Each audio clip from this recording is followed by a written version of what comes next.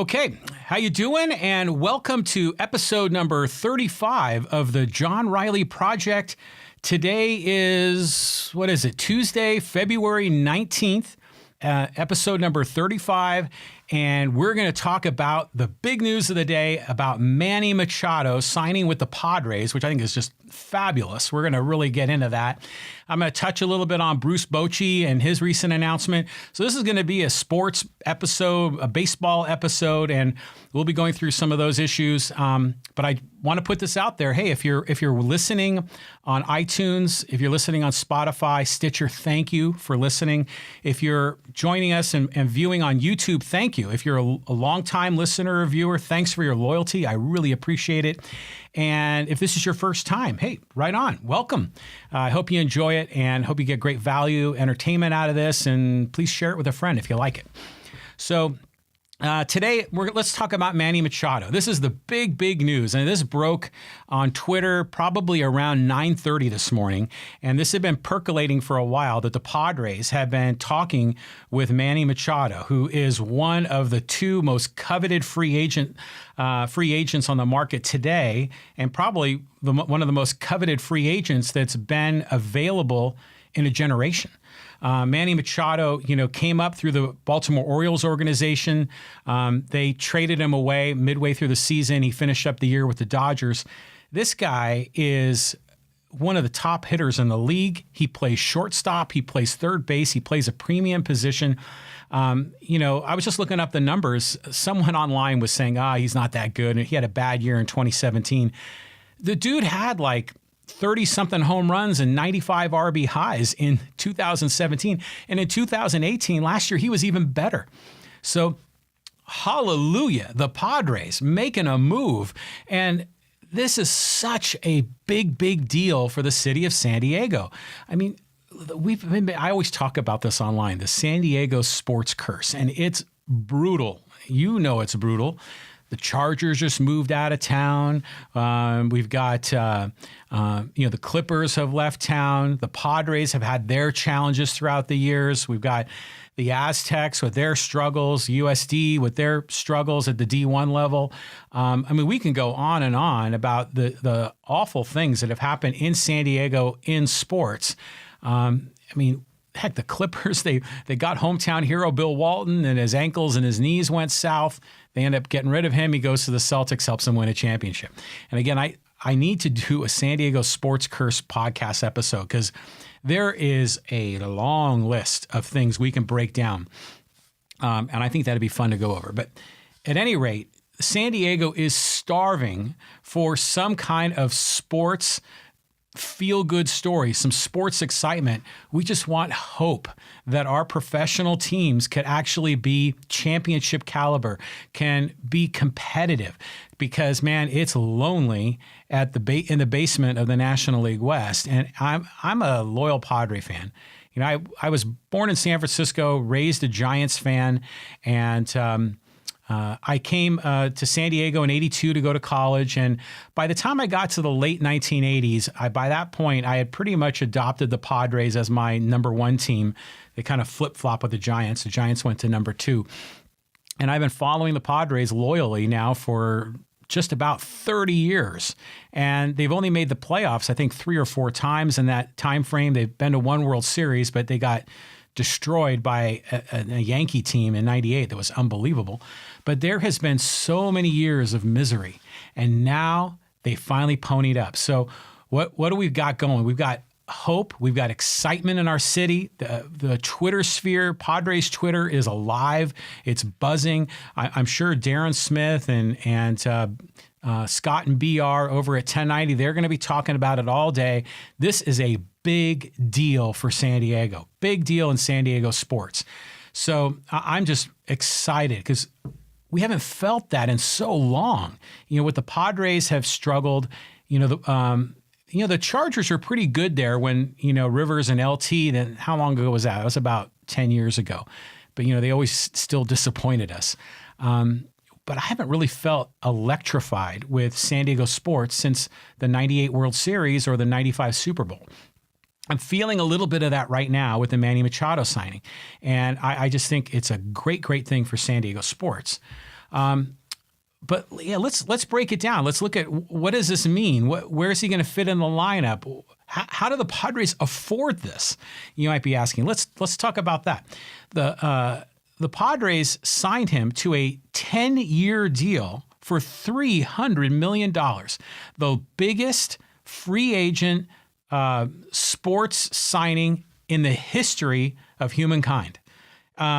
Which is insane. Little San Diego here, kind of in the bottom left corner of the domestic United States. Little spunky San Diego just signed on the dotted line, or they're technically about to, but just agreed to a $300 million deal.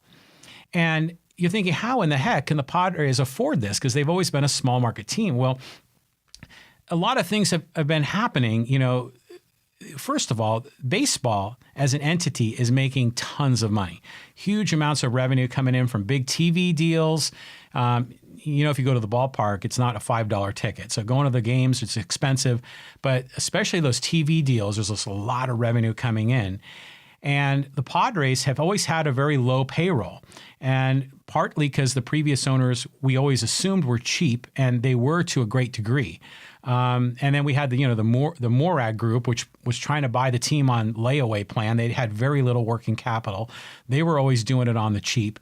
And then, with our current ownership with Fowler and Seidler, they get involved, and they were still kind of, being really careful and kind of putting kind of a AAA team out on the field for a while. But a lot of times they were, we saw it with Kevin Acey's article that came out. To a degree, they had some challenges with debt that they had inherited with the team. But the team is now trying. I mean, in 2015, they tried. They got Preller and they made an effort, and it didn't work. They got Kemp and Justin Upton, and that's when they got Will Myers, and Derek Norris came over, and they put together the team that year, and we were all fired up. It didn't work. To A.J. Preller's credit, he cut bait quickly, traded away those guys. He got a lot of good return on those trades, and now we're going here at a second effort to kind of go all in, but we're going in a lot bigger. So $300 million, 10-year deal, that's like $30 million a year. And the Padres, if you look at just the players that are likely to be on the 25-man roster before this Machado signing, I think that payroll commitment was only around like $50 or $60 million. Because there was really only a couple of high-priced guys. There's Hosmer, there's Myers, and then there's a couple of relievers that do pretty well, at least by Padre standards, where they make $2-3 million a year. Then they sign Kinsler.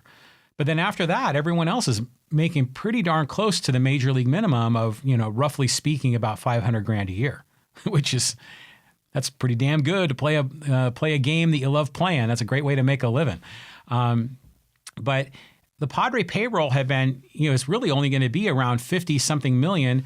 But, due to some of these wheeling and dealings, they've also taken on contracts of players that are no longer with the team. So I think if you added that part into the equation, the payroll was around 80 million-ish, which is still way, way, way lower than the average payroll in Major League Baseball, which I don't know the exact number, but it's around $150 million a year, if I recall. So now by signing Machado, that means that the annual payroll, which today is $80 million a year, is going to be $110 million in 2019. I mean, that's still way below the league average on revenue, while revenue across the league has been going up. So, I'm not privy to all the details in the book, but I think, generally speaking, this works because you've got three very highly paid guys in Machado, Hosmer, and Myers, and they're surrounded by the rest of the team, for the most part, is making around $500,000-$600,000 a year. And then you got a couple of guys that are making $2 or $3 million. So the math can work. And heck, they still have room to spend even more to even get to the league average for payroll. So financially, this works. Financially, this could be a huge upside if they play it right, because now you've got Machado, one of the top players in all of baseball, as the face of your franchise. They're going to be converting to the brown and gold uniforms in 2020. And I mean, imagine how many of these new uniforms with Machado, and I don't know what number he's going to be. I think he was He was number 8 with the Dodgers. I think he was 13 with the Orioles. So curious to see what number he ends up picking. There's going to be a ton of Brown Machado jerseys, even in 2019 with the current version of Brown that they wear on Friday night. So they're going to get lots of merchandise sales. Ticket sales are going to go up. I've seen a number of guys in Padres Twitter that have been making all these crazy promises. If Fowler and Seidler sign Machado, then I'm going to, and a lot of them said, I'm going to buy season tickets. And I saw at least one guy did, and he posted a screenshot on Twitter that said, thank you very much for, signing up for season tickets. And by the way, a lot of other people agreed to do outlandish things. I should have compiled a list of them. Maybe I'll do that on the next podcast. But just some of the most ridiculous, silly things that people said, and they put it on record in Padres Twitter, that if the Padres sign Machado or Harper, I will, buy everyone a beer. I will do some crazy stunt. I'll get a Padres tattoo. I'll do this or that. So I think that's going to be fun to go through that. But the revenue opportunity here is significant for the Padres because they're going to get more money at the gate. They're going to get more money in merchandise sales. They're going to be a featured team on national broadcast now that they've got Machado. And if this whole thing comes together the way they hope with, you've got the 3 big highly paid players surrounded with this hot talent lava. You got Fernando Tatis Jr. and Luis Urias, and then you've got a lot of these other players that are up and coming. If the Padres turn out to be a competitive team with Machado and Hosmer and Myers as kind of the 3-headed monster of the offense, they're going to be on TV a lot. They're going to be a featured team in baseball, and that's going to create more revenue opportunities for the league and for the Padres. So this could turn out to be a great business move for the Padres. Now, there's always risk. He could get hurt. He could turn into a bad seed, which I think there's some concern about that. But, people are always kind of, I guess we're so burnt here in San Diego. We've been dealing with this San Diego sports curse for so long. It's hard for some of us to take the good news. Was just talking with a good friend of mine, Larry Schuler. If you're watching this, you and I had a conversation this morning, and the type of conversation I was hearing from national sports guys on the MLB channel on Sirius XM, and it's basically this: is that when the Padres were not spending any money, had a minor league team, people would complain and gripe and say this isn't a professional team and the same old Padres. Then when the Padres make a commitment and sign Myers, then people say, oh, he's not the guy to sign. Then they signed Hosmer. Oh, terrible signing, bad contract. And then they were talking about signing Machado, and Buster Olney from ESPN was saying, terrible, that they shouldn't do that. And we're even seeing it from some of the fans that they just don't trust that the Padres will ever make a good choice because of the history. Now, granted, a lot of that history goes back to, to previous owners, previous GMs, but it just seems that whoever is in charge of the Padres holds the baggage of 50 years, and this is the 50-year anniversary of all of that. We've just got to lighten up, folks, and just embrace it and celebrate it and say, right on, Manny Machado, he's our guy. And he's going to help turn around the San Diego Padres and make them competitive. So we're no longer dealing with a team of no-name, nondescript guys or guys that are on the very end of their career.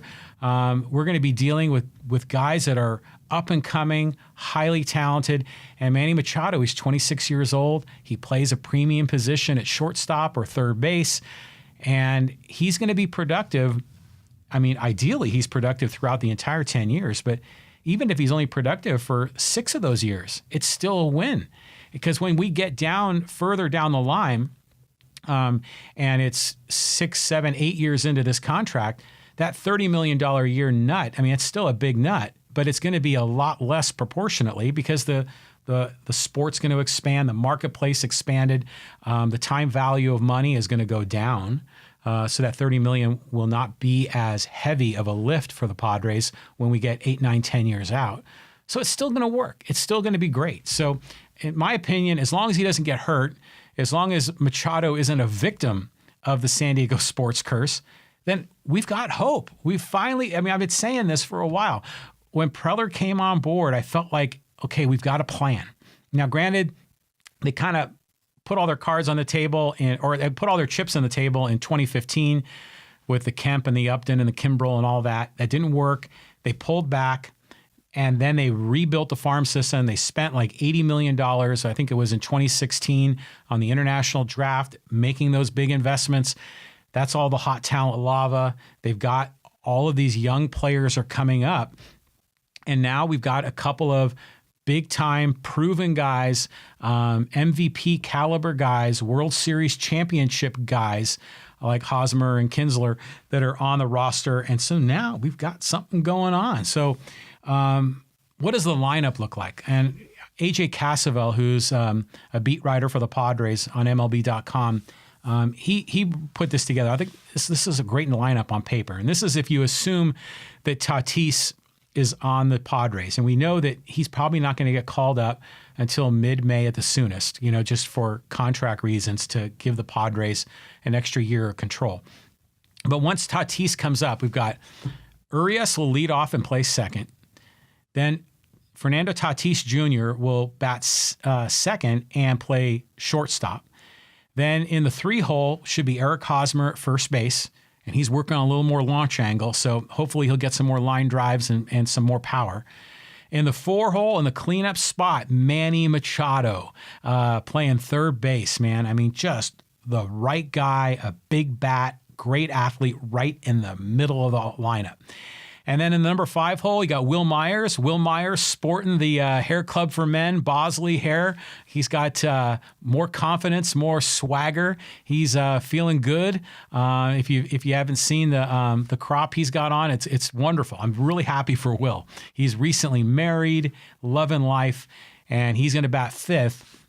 And then in the 6, 7, and 8 holes, this is where it's going to get interesting.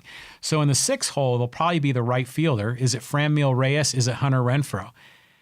Everybody in, that are kind of baseball statistical nerds are loving Franmil Reyes. The way he made adjustments, the way he bats, the kind of that he can hit for power and hit for average.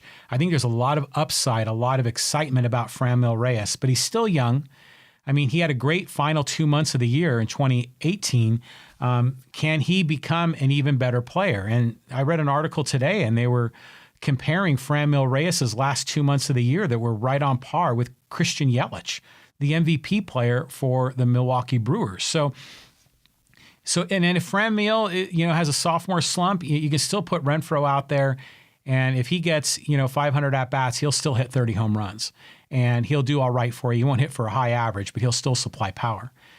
Then in the 7th hole is going to be the center fielder, and it's going to be either Manny Margot or it's going to be Franchy Cordero.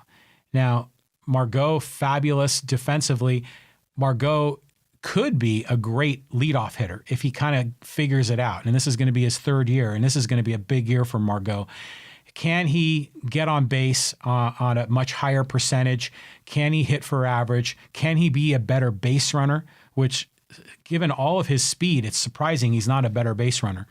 So this is a big step forward for him. He's got to make that leap. But Franchy Cordero, he was injured last year. He got hurt, I think, in May. But this guy has insane power.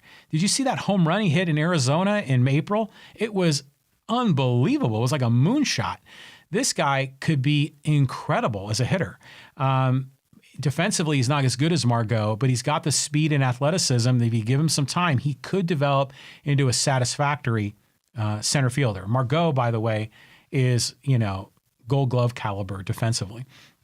So in the 7th hole, it's either Margot or it's Franchy Cordero. And heck, if it turns out to be Franchy Cordero, you can play him for 7 innings and bring in Jankowski to be a defensive replacement for the final 2 innings. And Jankowski's every bit as good as Margot defensively. So that could work out actually really well. And then in the 8th hole, it's a catcher. So is it Austin Hedges, who had a fantastic second half of the year and defensively is great? Or is it Francisco Mejia, who we got in the trade with Cleveland in the Brad Hand deal, who has unbelievable bat speed. I mean, you watch him bat, it's like watching Gary Sheffield. So this guy has huge power, has a cannon of an arm behind the plate. He's going to be great. So they're saying now Mejia might start in AAA to give him more at-bats, but that's going to be a battle between those two. So defensively, this is setting up really nice with the signing Machado because third base was the hole. Now, to start the season, Tatis will be in the minors. He'll be in AAA probably. So I guess Machado will probably start at short is my guess. I would assume Urias will go to second. And then at third base, who's it going to be? Is they going to have Kinsler there? Or are they going to have Ty France or one of the younger guys? There's this other guy that we got from Boston. I think his last name is Quiros, and he's an older guy. He's like older. He's like 27 or 28 years old. He could turn out to be a surprise. So maybe they give him a shot, for the first month and a half of the season before Tatis comes up. But even then, even if third base is a little bit squirrely, even if third base has a little bit of a turnstile, the other 7 defensive positions, I mean, we're sitting pretty, folks. And all of these guys can hit. And we've got some competition in center field, competition in right field, and there's competition behind the plate. So this is setting up great. But then there's the pitching. And so there's really no proven number one guy. I mean, they're saying that Eric Lauer and Joey Lucchesi are going to be locks for the rotation, but geez, they only have 1 year of experience under their belt. And these guys are really, number 3, number 4 starters on a really good staff. It'd be great if we could trade some of our surplus outfielders and go get Corey Kluber from the Indians. The Indians desperately need outfield help. Maybe we work a deal. Right now that we've made that investment in Machado, maybe Preller is going to say, okay, let's go all in. Now let's get another number one. Let's get a good pitcher. So if it's not Kluber, maybe it's Marcus Stroman from the Blue Jays and they trade for him, or maybe they go back and consider Syndergaard. So maybe they resurrect those discussions that they had with the other GMs to get a number one pitcher. But even if they don't get a number one, they've got enough young guys that who knows, this could turn out to be like the Atlanta Braves in the early 1990s. Back when Glavine and Smoltz and Steve Avery were all young rookies and they all kind of came up together. And that staff turned out to be an incredible staff in the 1990s, the best pitching staff in baseball.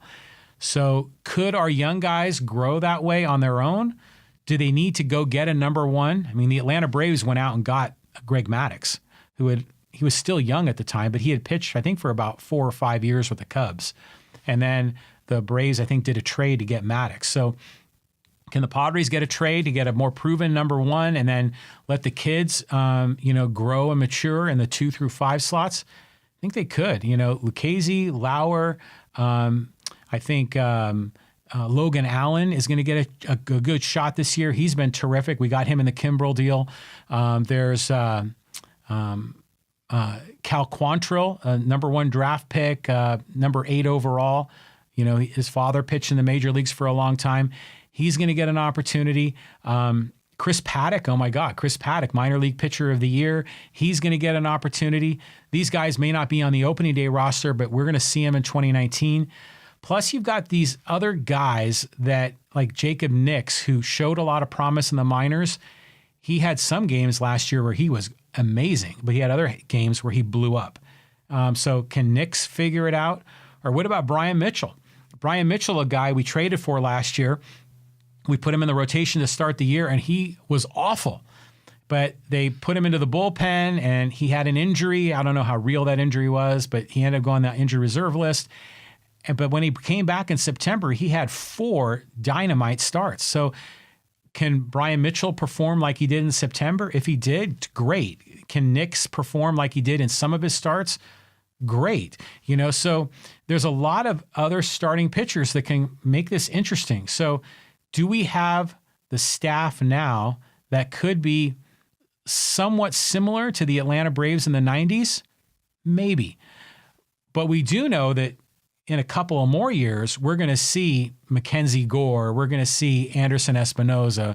We're going to see, all these other guys come up, Patino.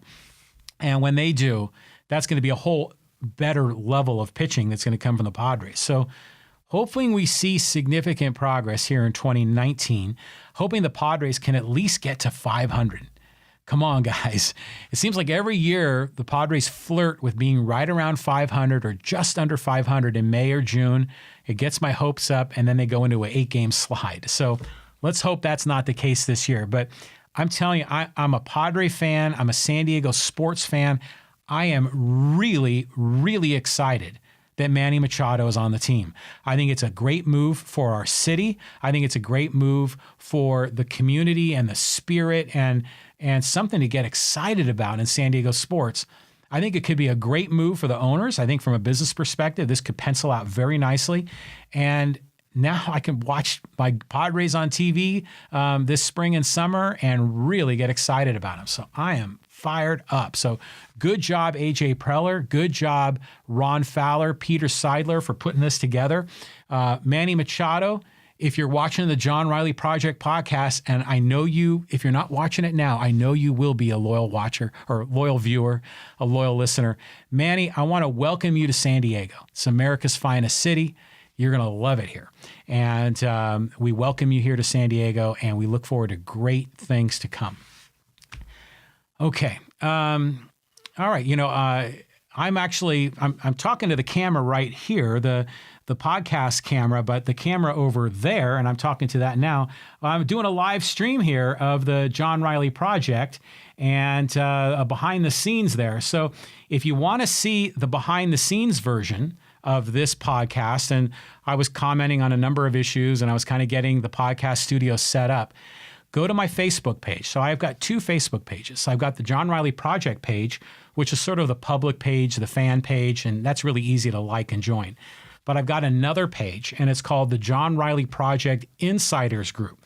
This is a top secret, invitation-only Facebook group. So if you want to kind of get in on the inside scoop, then you need to connect with the John Riley Project Insiders Group, and then you get the live stream for those of you that are watching on my phone over here. And the live stream of, when I'm setting up the podcast, I'll be talking with the group. And then I'm usually out on the road and kind of sharing stories and commentary on a variety of things. So seek out the John Riley Project Insiders Group. If you haven't already been invited, request access. You just got to answer a couple of fun questions and I'll approve you, and then you're in. And that's kind of where we're going to have our own conversation on the issues. So kind of creating a community there in Facebook. So we got our broader community. We're creating our little special group there. So follow me there, and Twitter, John Riley Project, Instagram. On Twitter it's John Riley Poway, and Instagram also John Riley Poway. So that's where you can follow me there. This is a baseball episode. I want to give a huge shout out, congratulations, tip of the hat, everything to Bruce Bochy.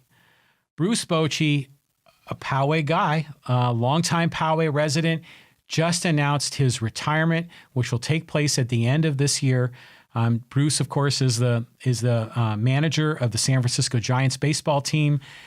He took that team to 3 World Series championships. I mean, this guy is a lock for the Cooperstown Baseball Hall of Fame. Bruce, of course, started his career in the Padres organization, came up through the minors, played on the Padres. He was a backup catcher in the 80s. He became the manager. Actually, he was managing in the minors in the late 80s, early 90s.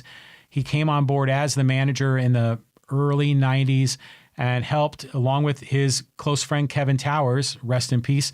Kevin Towers, the GM at the time, they helped bring a championship, National League West championship in 1996. And Bruce Bochy was the manager of the Padres when they went to the World Series in 1998. And just great guy.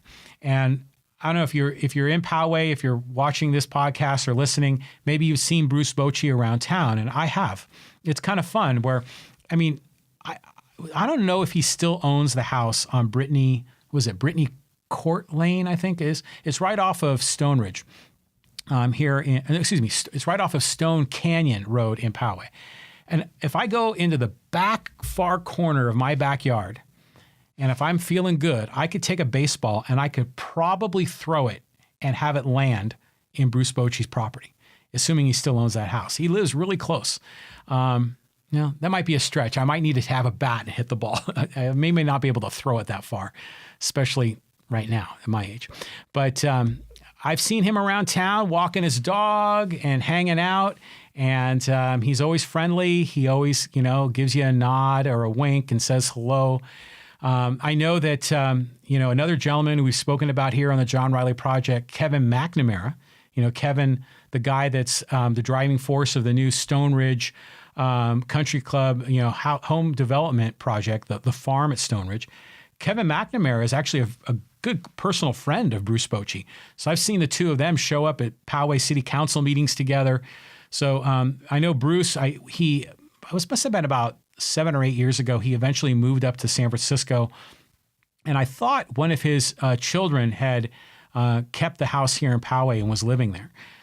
So now that Bruce, he's going to finish out 2019 and, he's going to have a great farewell season. I mean, he's going to get huge applause at every city he visits throughout 2019. It'll be great to watch. But when he wraps up his career, I wonder, hey, Bruce, you going to come back to Poway? We'd love to have you back. But, if you're going to spend your retirement in San Francisco or elsewhere, good for you. You've had an incredible career. He's been a manager continuously now for over 25 years, which there are very, very few people in Major League Baseball history that have been a manager for that amount of time, especially continuously with no breaks. He's 3 World Series championships. He's had 4 World Series appearances and just a great guy. So Bruce, congratulations on your announcement. Your Swan Song season is going to be wonderful to watch. I think I read somewhere that in July, there's going to be the final game of the season when the Giants will be at Petco. So hopefully that's going to be a sellout here in San Diego. There have been some nonsense people on Padres Twitter that are saying, well, we shouldn't do anything special for Bruce Bochy because he won the World Series championships for the Giants. Well, come on, people. Bruce Bochy was, a main guy in the growth and the history of the San Diego Padres. He was basically run out by the new ownership. They wanted a clean slate, a fresh approach. But everyone knew that Bruce Bochy was such a great manager that if he was ever let go, he'd be picked up by another team immediately. And that's what happened. The minute the Padres let him go, the Giants signed him, I think, within 30 days, made him their manager, and the rest is history. So Bruce is a key part of Padres history. I hope that the Padres give you a great send-off. I don't know if they're going to retire your number. Maybe they will. Who knows? But at minimum, there should be a huge celebration for the career of Bruce Bochy as a player, but particularly as a manager and as a man, as a quality man of upstanding character. So Bruce, super. This is going to be a really fun season. We got Manny Machado in the Padres. We got Bruce Bochy wrapping up his career. And then what's going to happen? What's going to happen? Is Bryce Harper going to sign? Where's he going to go? People are now saying Harper is going to get more than Machado. He's going to get maybe over $300 million. Is he going back to the Nationals, or the Phillies going to step up? Is maybe the Giants? The Giants were talking about maybe signing Harper.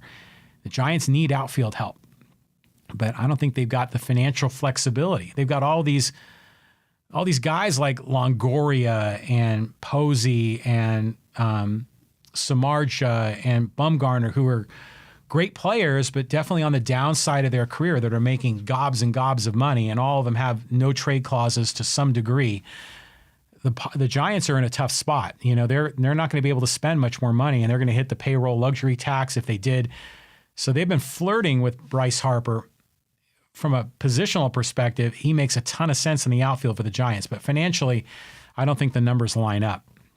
So I'm interested to see where Harper goes. And then we got this other floodgate of free agents, Dallas Keuchel, Craig Kimbrell. Moustakas just signed, but there's a whole bunch of, Marwin Gonzalez. I mean, there's a lot of really good ball players that are worthy and should be on some of these teams, but I think everyone's been waiting for the Machado and Harper signings to get done, so they kind of have a framework of what the free agent marketplace is going to be for the year. So now one of those two dominoes just fell. Machado with the Padres. Man, can you believe it? Can you believe it? The San Diego Padres have signed Manny Machado. 2 years in a row, the San Diego Padres has signed the top free agent on the market. 2 years in a row, the San Diego Padres have outspent all 29 other Major League Baseball teams to get the number one free agent on the market. I can't believe this. It's like I'm dreaming. This is unbelievable. This is fantastic. And it's not, and they're still doing it from a responsible, prudent business perspective. It still makes sense. Isn't that great? I mean, so this is going to be a wonderful baseball season. So I'm really looking forward to it. So until my next episode, I'm looking forward to coming back again. I told the people on the Insiders group that I was going to have another podcast coming. We'll be talking about presidential candidates Bill Weld in the Republican Party, and we'll be talking about Bernie Sanders, who just today announced his candidacy for president. That'll probably be my next podcast to talk about those two individuals. That'll be a fun one. Hey, I'll be coming back real soon, hopefully in the next day or two. I'm still trying to figure out the iTunes algorithm on how they rate the audio-only podcasts. And I think the thing I'm learning is if I release these on a consistent basis, then I think that's going to help my ratings. And so I'm going to try to get to that. Right now, I release episodes when I feel like it. I release episodes when I have an idea, I put it together, or when I have a guest that wants to join me, we schedule it. And then as soon as it's done, I get it packaged, and with the help of my partner, Zeke Kitchen, he'll help me out too on the video, and then we'll post it. But I think we're going to need to get to a more consistent schedule. And if I do that, hopefully my iTunes ratings will start going. So what can you do to help? If you love the John Riley Project and you want more and you want to participate, there's a lot of things you can do. The number one thing you can do is listen to every episode or watch every episode. We really appreciate you participating. Tell a friend, share this with somebody, pass them a link or in a conversation, tell them to look up the John Riley Project. It's on iTunes, Stitcher, Spotify, YouTube, TuneIn. I mean, we're on all the major podcast platforms. Recommend us. We'd really appreciate that. The other thing you can do is go on to iTunes and leave a rating. Give us a 5-star rating. Write a comment. If you like what you're seeing, put a rating down. I don't think we have any ratings yet. I don't think we have any comments yet on our iTunes channel. So please do that. That really helps me. It really helps out this project because the more people that leave ratings and give, 4 or 5 stars, that helps us. And it helps us move up the ladder in iTunes, and it'll give us more visibility and more exposure, and hopefully we'll get more people subscribing. Speaking of subscribing, you can go on a YouTube channel, and if you're watching on YouTube now, right below, there's a red button, subscribe. So please subscribe. So we're up to about 35 subscribers on YouTube. So I'm trying to build that. We've got over 175 followers on our Facebook page. So we're still in the infancy. We're still trying to grow this. So the more you can join me on social media, subscribe on YouTube, leave ratings on iTunes. All of that is greatly appreciated and helpful. What else can you do? Go to my website, johnrileyproject.com. There you can sign up on our email list. If you're a business and you'd like to be a sponsor, there's a link in the menu for sponsorship, and we can read ads here on our podcast talking about your business. So you help us, we help you. And then, hey, if you want to be a contributor and donate to the project, there's a link on the website to do that as well. So closing words. I usually like to leave words of wisdom. Today, I'm just speaking from the heart. I didn't really have anything prepared. But the guy that jumps out to me right now is Clint Eastwood. You remember in the Dirty Harry movie? And he said to that guy, he had a gun on him. He was down on the ground. He says, I got a 6-shooter revolver. And he says, do you feel lucky, punk? Remember that line? Well, you know what? I feel lucky. The Padres have signed Manny Machado. I think the luck is turning, man. The San Diego sports curse, we could be turning the corner. This could be an inflection point, a pivotal moment. So do I feel lucky? You're damn right I feel lucky. So I hope you're having a great day. Thank you for joining me and signing off John Riley Project episode 35 on February 19th, 2019. Thank you very much. Bye-bye.